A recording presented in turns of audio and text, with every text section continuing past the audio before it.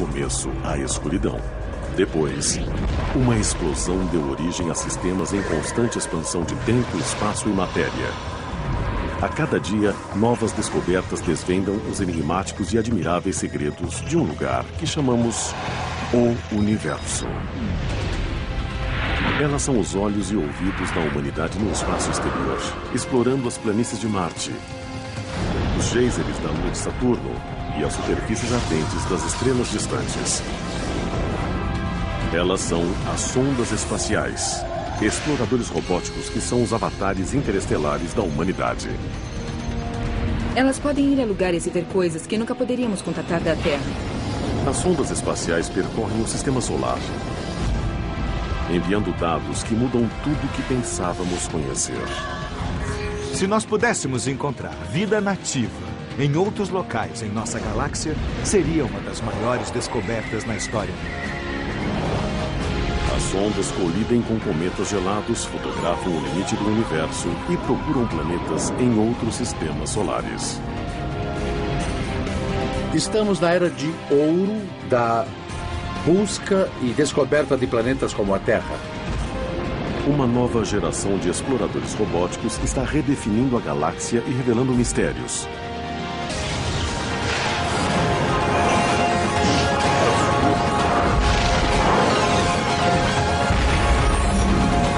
O Universo.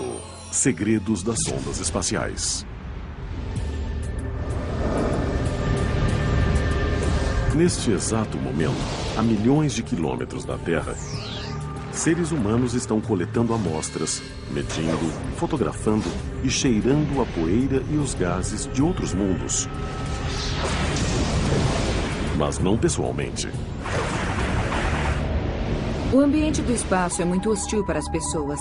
Ele tem extremos de temperatura, extremos de vácuo, campos de radiação elevada, todo tipo de coisa realmente inóspita para a vida humana. Nossos olhos e ouvidos são os robôs enviados nas missões para descobrir os segredos do sistema solar e do universo.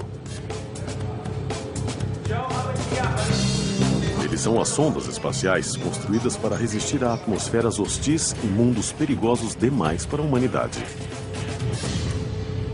Nossas missões espaciais podem resistir a esses ambientes difíceis e podem ir a lugares e fazer coisas que nem poderíamos sonhar. Algumas sondas, como o telescópio espacial Hubble, flutuam calmamente na órbita da Terra, enquanto outras, como a Impacto Profundo, de 2005, realizam missões suicidas e colidem com cometas.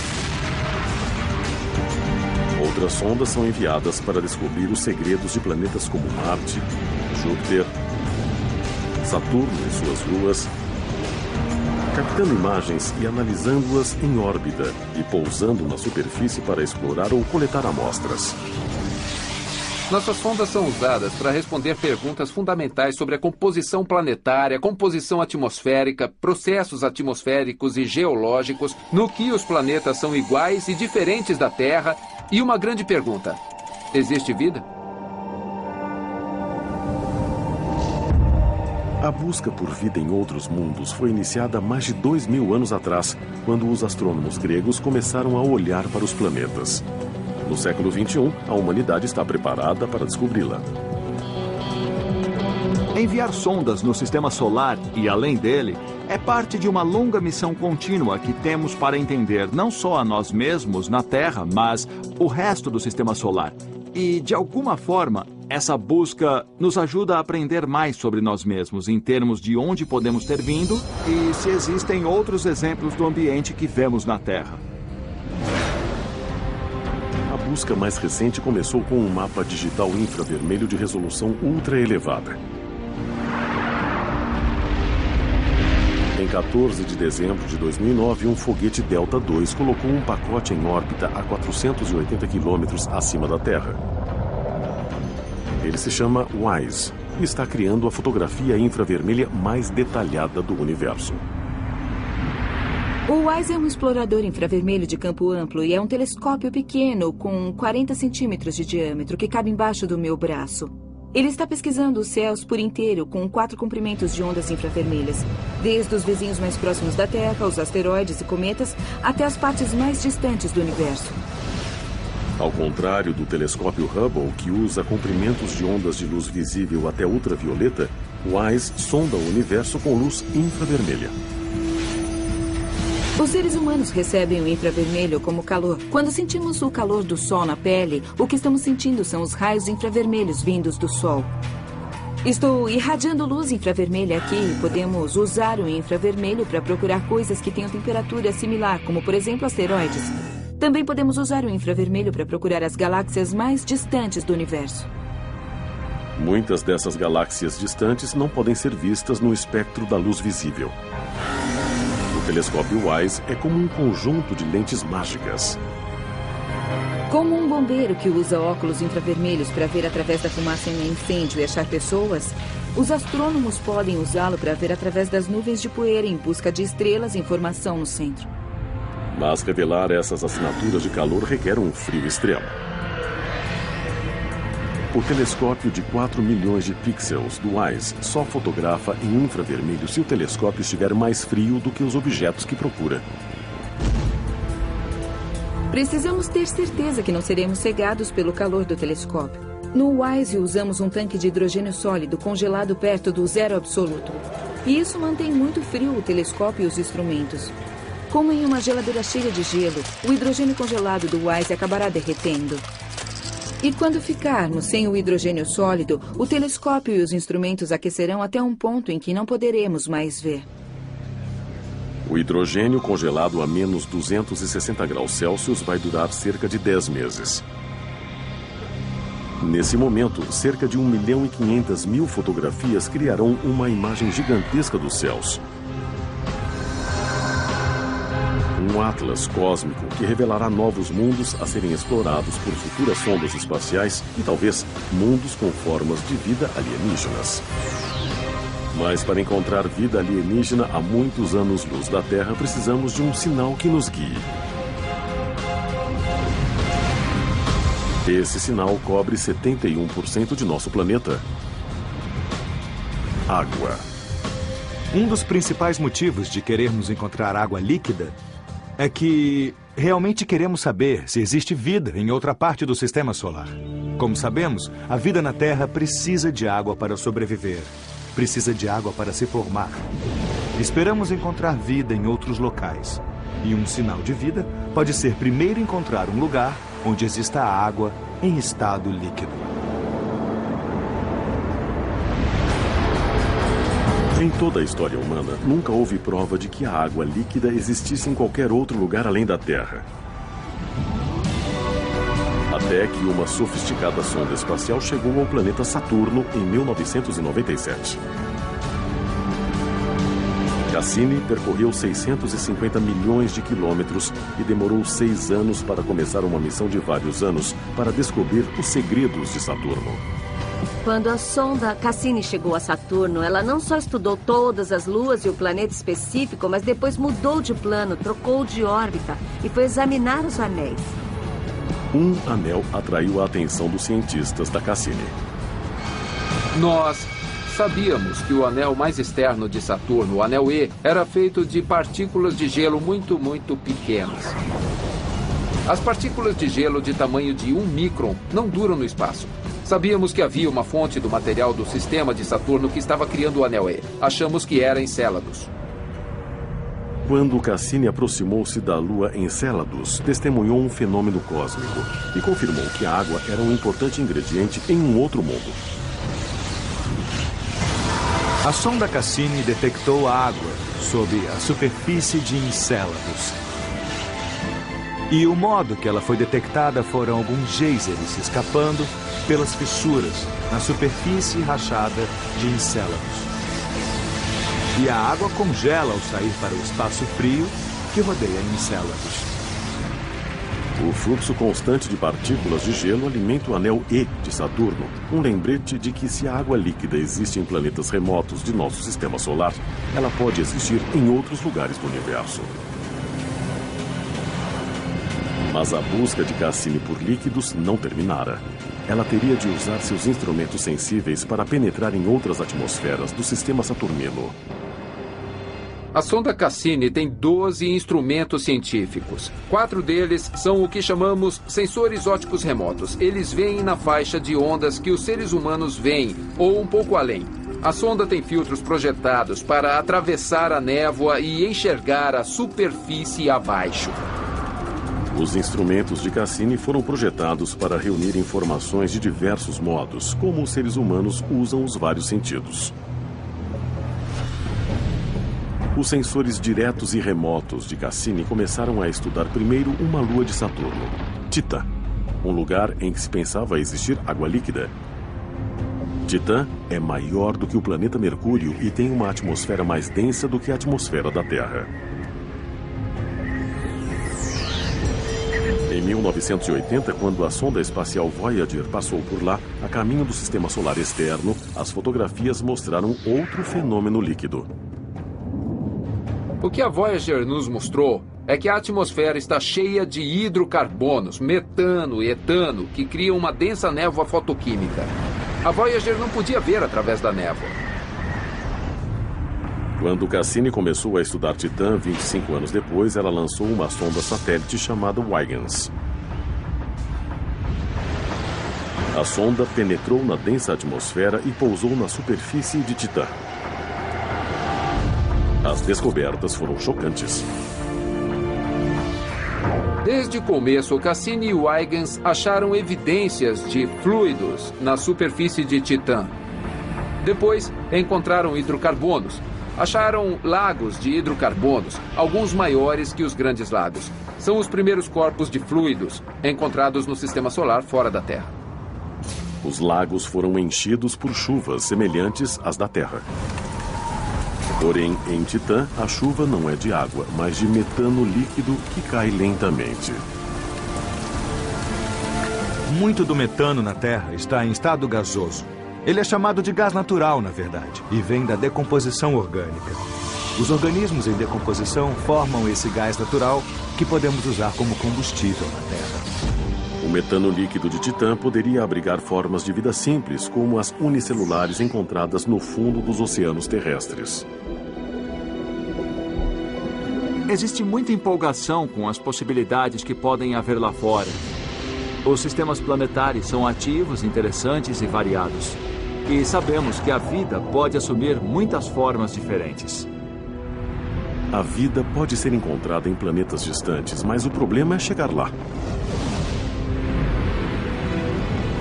Porém, um novo supermotor com um sistema de propulsão similar à tecnologia dos fornos e micro-ondas está sendo preparado para acelerar as viagens espaciais.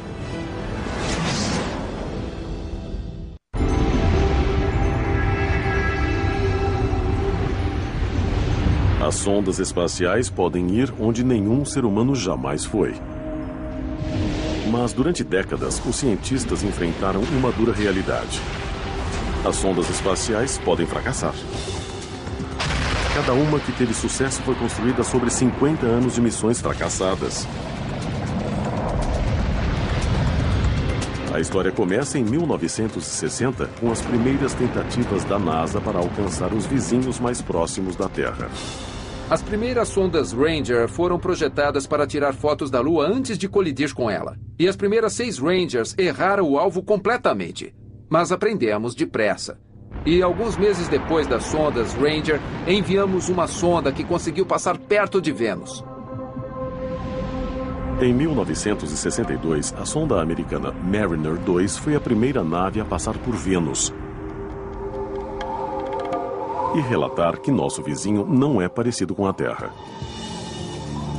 Costumávamos pensar que Vênus poderia ser uma irmã gêmea da Terra, com selvas úmidas e quentes.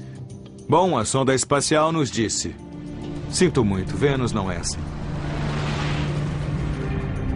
A sonda da NASA revelou que Vênus é quente demais e as pressões são altas demais para suportar vida. Em 1970, a primeira sonda a pousar em Vênus não foi americana, e sim soviética. A sonda Venera tinha uma concha interna, um centro de titânio que era forte e podia suportar, pelo menos por algum tempo, as enormes pressões e o intenso calor da superfície de Vênus. As enormes pressões e o intenso calor da superfície de Vênus.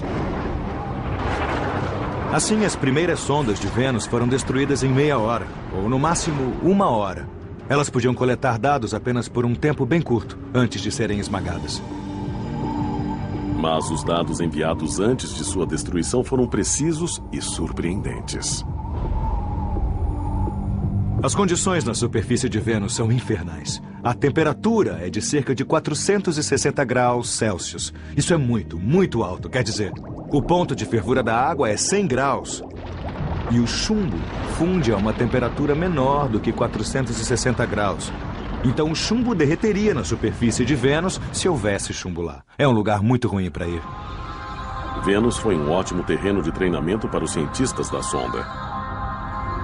Mas há um objetivo mais distante e difícil, cujos extremos são ainda mais destrutivos do que Vênus. Os planetas externos. E para chegar lá, é preciso mais do que um grande foguete. Um dos maiores problemas com as sondas espaciais é ter combustível suficiente para chegar onde se quer ir. Foguetes queimam muito combustível. E se continuar com foguetes, vai ficar sem combustível, então sua sonda morre. Mas existe uma solução no próprio cosmos. A gravidade. No início dos anos 60, descobrimos que podemos usar a gravidade dos planetas para ajudar uma nave a acelerar para ir mais longe no sistema solar. Isso abriu o sistema solar externo à exploração. A técnica chama-se ajuda gravitacional, um motor virtual que usa a imensa gravidade dos planetas para auxiliar uma nave em uma trajetória planejada.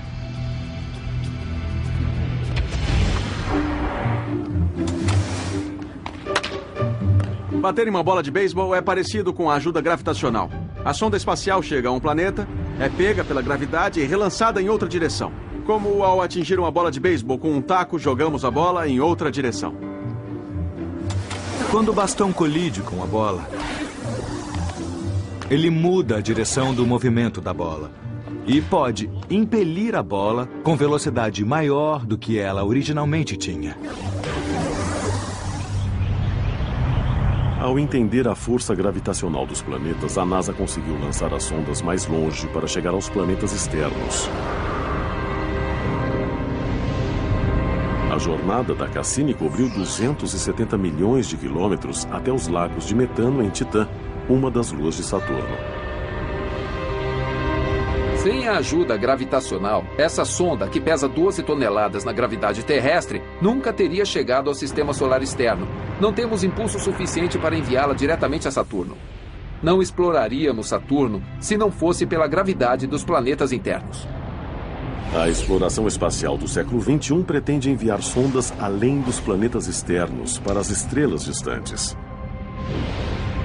Mas a ajuda gravitacional não tem força para nos levar até lá. A viagem pelo espaço profundo exige propulsão que parece saída da ficção científica. Um motor de íons. O motor de íons é como um mini acelerador linear. Você acelera os íons atrás e a nave vai na direção oposta. O motor de íons tem um impulso muito baixo, mas opera por meses a fio e acaba levando a nave a velocidades cada vez maiores. O motor de íons substitui o combustível químico com um gás inerte como o xenon, que recebe uma carga elétrica e é ionizado. Então, um campo elétrico acelera os íons que saem atrás da nave, impelindo-a para frente. A propulsão a íons não é como um motor de foguete. Um motor químico comum de foguete tem o impulso de uma espingarda de cano duplo. Esta espingarda é um motor de foguete químico, como os motores do ônibus espacial. Eu estou na Terra sobre um trilho. A pergunta é, será que o impulso da espingarda supera o atrito entre as rodas e o trilho? Um único tiro move a plataforma cerca de 15 centímetros. Um segundo tiro faz o impulso continuar. Mas agora trocamos a espingarda por uma arma menor. Agora eu estou com um fuzil 22, que é um pouco diferente da espingarda. A espingarda lançava algumas balas a uma velocidade bem moderada. O fuzil dispara uma pequena bala em alta velocidade. A diferença é que isso é mais como um motor de íons. O fuzil 22 move a plataforma menos de 2 centímetros. Vários tiros movem-na um pouco mais. Mas se estivéssemos no espaço, o fuzil seria como o motor de íons. Ele começaria a nos mover lentamente e acabaria aumentando até atingirmos uma velocidade alta. Ao combinar vários impulsos pelas vastas profundezas do espaço, o motor de íons pode impelir uma sonda durante anos.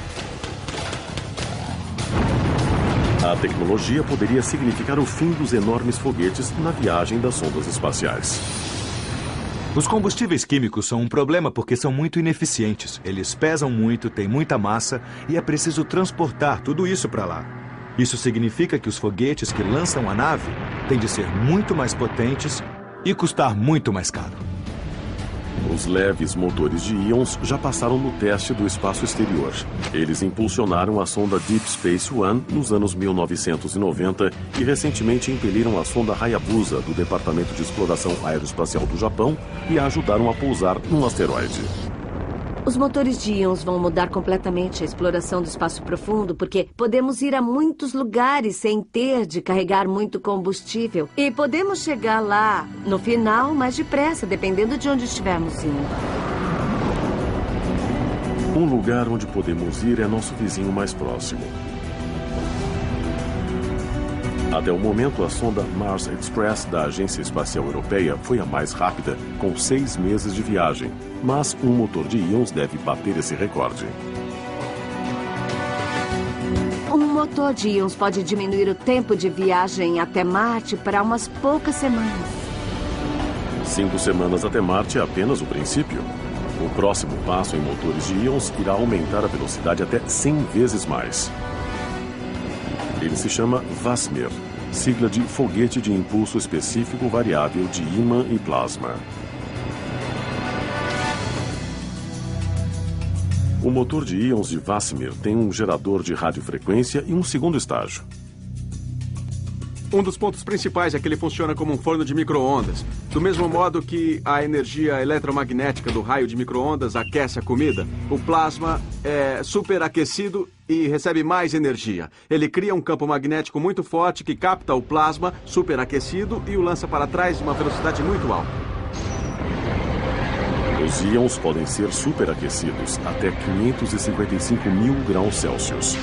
Isso é o bastante para enviar a sonda muito além de nosso sistema solar. Conforme a tecnologia de foguetes avança, os portais do espaço profundo se abrem para a exploração. Só precisamos de um destino. Neste momento, uma sonda espacial está vasculhando os céus em busca de uma nova Terra e de uma nova forma de vida.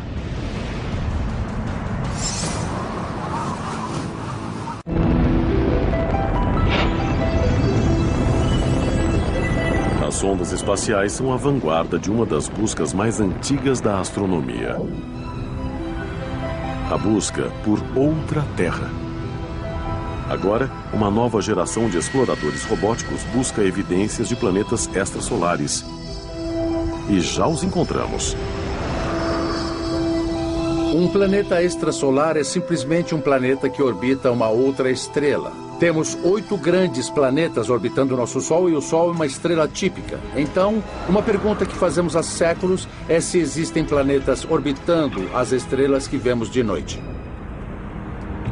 Desde a época de Galileu, os cientistas acreditam que deve haver outros planetas entre os bilhões de estrelas nos céus. Mas a busca pelos planetas extrasolares ou exoplanetas só teve êxito 400 anos depois de Galileu. Em 1995, na constelação de Pégasus, a 50 anos-luz da Terra, os cientistas descobriram o primeiro planeta extrasolar, 51 Pégase B. Ele só foi encontrado por sinais indiretos. Só conseguimos encontrar esse planeta extrasolar usando uma técnica chamada oscilação estelar. Se tiver um grande planeta como Júpiter, ele fará com que o movimento da estrela oscile. Mas não se pode ver diretamente que ele está ali. Também chamada de efeito Doppler, a oscilação é observada por um telescópio. Se a luz da estrela muda regularmente para comprimentos de onda vermelhos ou azuis e depois volta, então um planeta em órbita pode estar provocando a oscilação da luz. Na última década, os astrônomos tiveram uma sorte extrema e acharam centenas de planetas orbitando estrelas. Mas os planetas que achamos são grandes como Júpiter, Saturno e Netuno. Não conseguimos achar planetas similares à Terra, se existirem. Existem centenas de planetas extrasolares confirmados. Mas algum deles é igual o bastante para ser explorado pela humanidade? O que Annabel C. de Erie, Pensilvânia, queria saber quando escreveu a Pergunte ao Universo foi: quanto tempo demoraria para uma sonda espacial chegar ao exoplaneta mais próximo com a melhor propulsão disponível hoje? Annabel, essa é uma pergunta bem interessante. E, na verdade, ainda não há uma resposta. Com a tecnologia atual, uma sonda espacial poderia chegar a outra estrela em cerca de 100 mil anos. O exoplaneta mais próximo está a 10 anos-luz e meio de distância. Mas pode haver algum mais perto. Ou podemos melhorar a tecnologia de propulsão espacial no futuro próximo. Então, talvez possamos baixar isso para uns 10 mil anos em um futuro relativamente próximo. Mas algo entre 50 mil e 200 mil anos é uma boa resposta por enquanto. Pergunte ao Universo. Encontrar planetas como a Terra significa olhar mais profundamente no cosmos, para as estrelas mais distantes e menos luminosas. Um método revolucionário de observá-las pode logo encontrar uma nova Terra. Chama-se técnica de trânsito e traz resultados incríveis quando um planeta em órbita cruza entre a estrela e nosso ponto de observação na Terra. Então, vamos imaginar que este refletor seja o disco de uma estrela e que um inseto voando em frente do refletor seja o planeta. Conforme o inseto passa na frente e rodeia o refletor, ele bloqueia um pouco da luz do refletor, como acontece quando um planeta cruza na frente de uma estrela, como o Sol. A diminuição da luz pode ser de menos de 0,1% da luz da estrela. Mal dá para notar, mas é mais do que suficiente para uma sonda espacial que esteja vasculhando o cosmos. Gostaríamos de saber se há outro planeta como a Terra em algum lugar, e a missão do Kepler tem boa chance de descobrir se existe. A sonda espacial Kepler é o olho potente usado pelos cientistas para achar planetas como a Terra, que são uma agulha no palheiro. O telescópio da sonda usa uma câmera de 95 megapixels para procurar planetas em trânsito. A missão Kepler está usando a técnica de trânsito para procurar novos planetas extrasolares. Com a técnica de trânsito, Kepler está observando milhares de estrelas e esperando que a luz diminua um pouco quando o planeta passar diante da estrela. A Via Láctea é composta por bilhões de estrelas e potencialmente bilhões de planetas como a Terra. A chance de encontrar uma Terra orbitando uma estrela específica é muito baixa. E assim, Kepler observa milhares de estrelas ao mesmo tempo.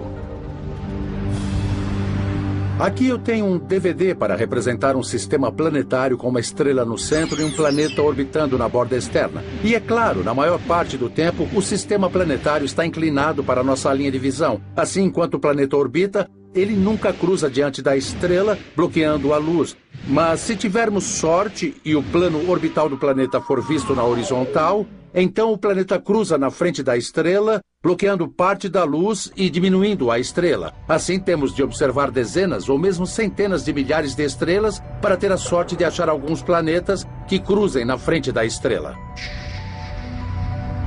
Enquanto o mundo espera, Kepler observa as estrelas distantes de um momento para o outro.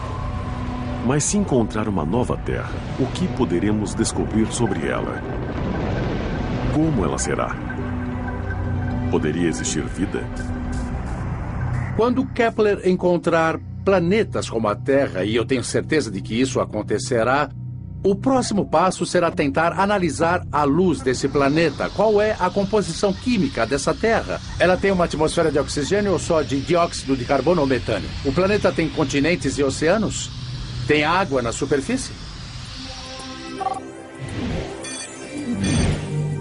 Atualmente, não temos tecnologia para analisar a atmosfera de um planeta. Uma atmosfera de oxigênio ou só de dióxido de carbono ou metânio? O planeta tem continentes e oceanos? Tem água na superfície? Atualmente, não temos tecnologia para analisar a atmosfera de um planeta distante.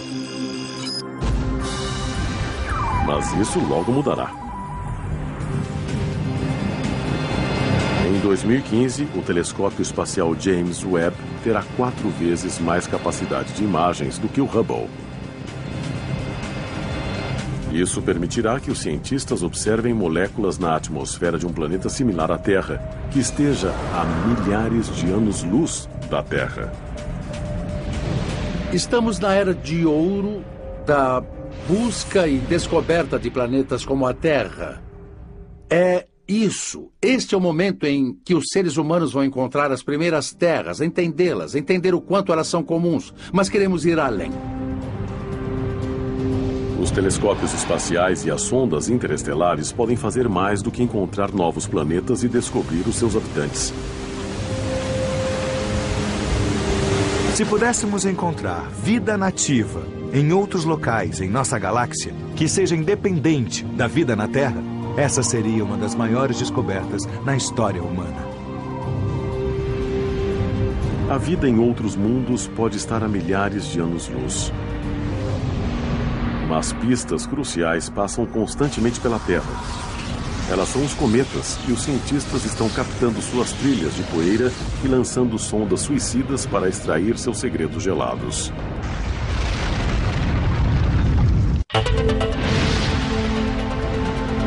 As sondas espaciais ampliaram os limites do nosso conhecimento do cosmos.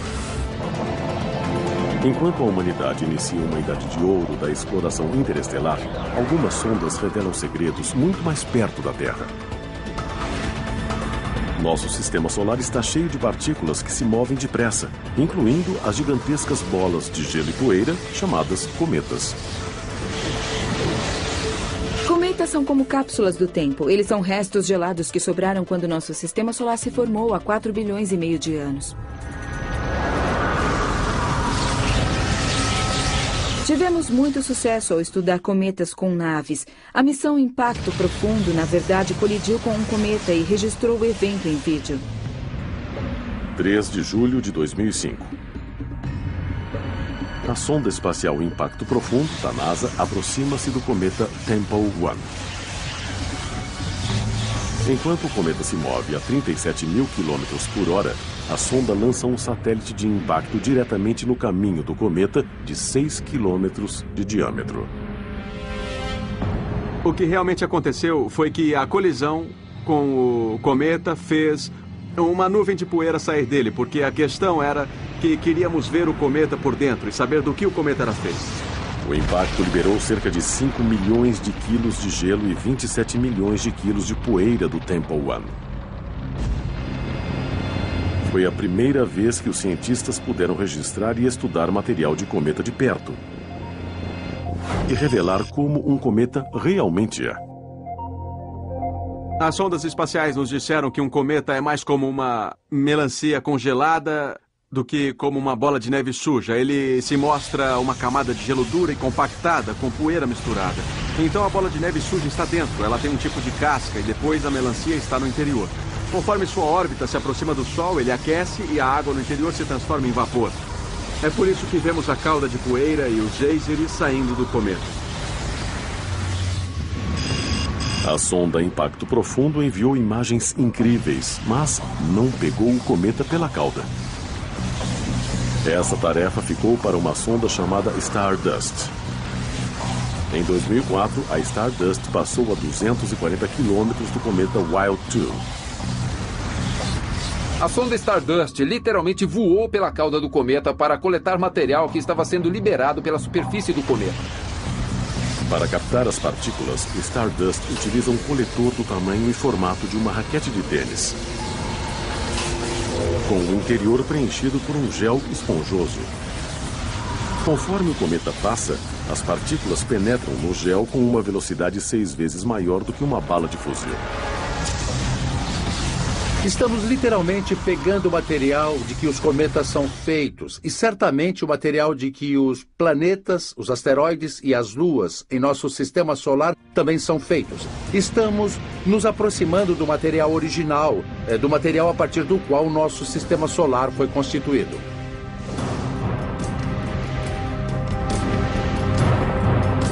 Depois de o material ser captado, o coletor foi armazenado em uma cápsula e em 15 de janeiro de 2006, as amostras foram enviadas para a Terra. Entre os primeiros segredos encontrados no gel estavam as moléculas de glicina, um aminoácido usado pelos organismos vivos para fazer proteínas, um requisito fundamental para a vida. Existem algumas pessoas que sugerem que talvez pudesse haver organismos biológicos presos no gelo desses cometas. Até mesmo um vírus de gripe, por exemplo. O Stardust não coletou nenhum vírus, mas as descobertas apoiam a teoria de que as bases da espécie humana poderiam ter se formado no espaço e serem trazidas para a Terra por meteoritos ou cometas.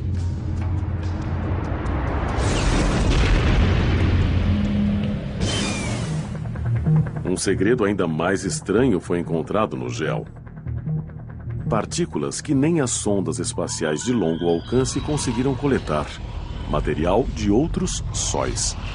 Acredito que encontraram algumas partículas de poeira que parecem ter vindo de fora do nosso sistema solar, de outras estrelas. Como elas têm ventos solares, as partículas de poeira voam para longe dessas estrelas e algumas delas acabaram chegando ao nosso sistema solar e foram coletadas pela sonda Stardust. Nós captamos pela primeira vez, literalmente, poeira de outras estrelas. Isso é incrível, surpreendente. A análise da coleta do cometa Wild 2 continua até hoje. E pode trazer mais informações sobre as origens do nosso cantinho no universo. Se quiser entender como nosso Sol e os planetas se formaram, você precisa entender o material com que foram formados. Mas uma compreensão melhor do universo pode vir não das partículas dos sóis distantes, mas da estrela mais perto de nós. Uma sonda revolucionária está aguardando a data de lançamento para voar direto para a região mais quente que o homem jamais tentou explorar.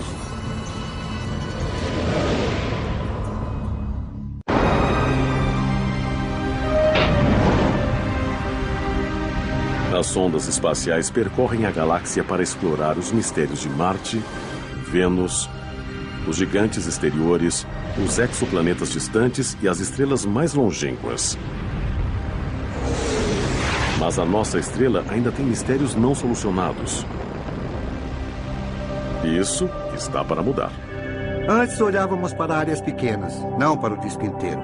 Ou havia lacunas em nossa cobertura, pois olhávamos um dia e não no outro, olhávamos parte do dia, mas não o tempo todo. Então essa é a primeira chance de olhar para o Sol inteiro. Uma sonda solar de alta tecnologia chega ao espaço.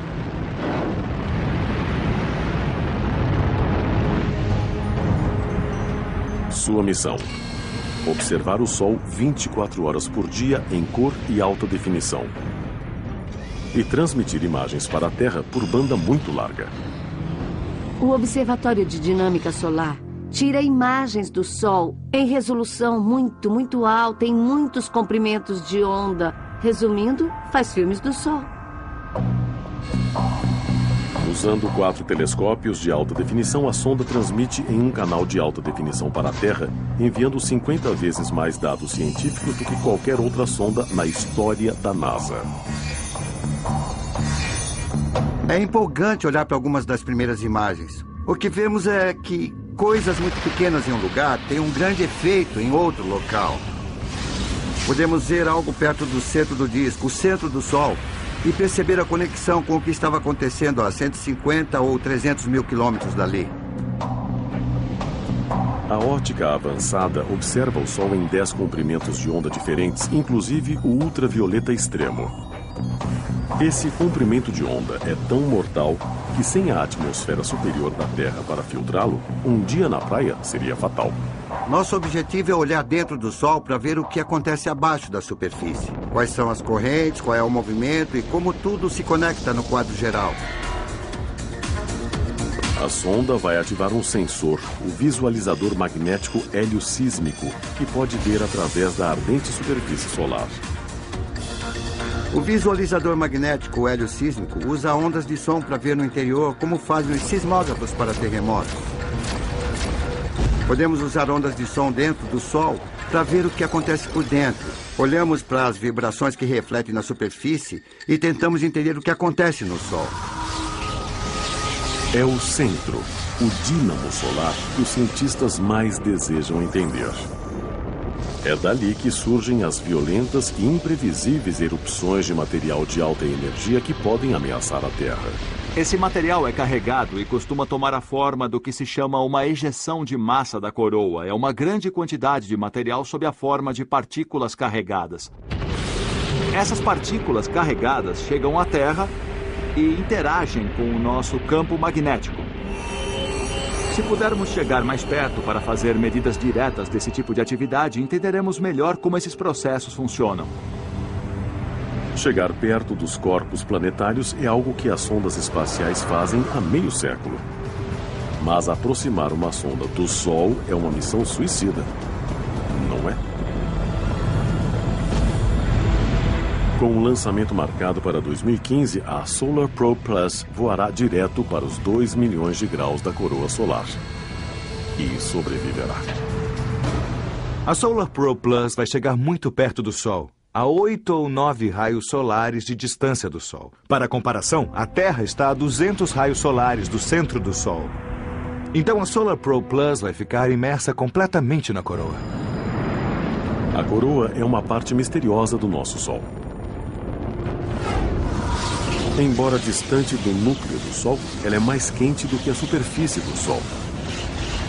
Mas se um homem pudesse chegar ali, teria uma surpresa gelada. A coroa solar é muito quente, com temperatura de milhões de graus. Isso significa que as partículas se movem muito, muito depressa. Então você pode pensar que se entrasse na coroa, iria se queimar. Mas existem tão poucas partículas que a quantidade total de energia transferida para um corpo é menor que a quantidade de energia irradiada. Então, de fato, você iria congelar se ficasse imerso na coroa solar, desde que tivesse um bom escudo térmico protegendo do disco do Sol. A Solar Probe Plus será equipada com um leve escudo térmico de espuma de carbono, que lhe permitirá aguentar o imenso calor, o efeito congelante e até operar perto da temperatura ambiente.